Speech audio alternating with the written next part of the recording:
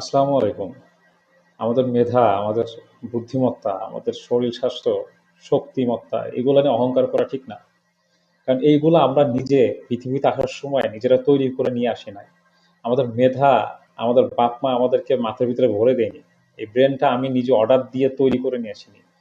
এটা আল্লাহ আমাদেরকে দান করছে। সৃষ্টিকর্তা আমাদেরকে দান করছে। তো এইটা যে পান নাই তারও হতাশার কোনো কারণ নেই। এটা সবই পরীক্ষার অংশ মাত্র।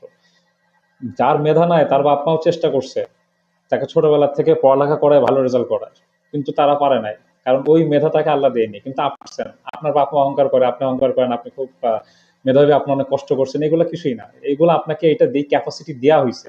এখানে আমরা ঢাকা ভার্সিটিতে পড়ছেন, জাহাঙ্গীরনগর ইউনিভার্সিটিতে পড়ছেন, মেডিকেলে পড়ছেন, বুয়েটে পড়ছেন, এবং এটা শেষ করতে আল্লাহর 1 সেকেন্ডও সময় লাগবে না। আপনি একটা ব্রেন নষ্ট করলে আপনার ব্রেন নাই, একটা অ্যাক্সিডেন্ট করলে আপনার বডি নাই।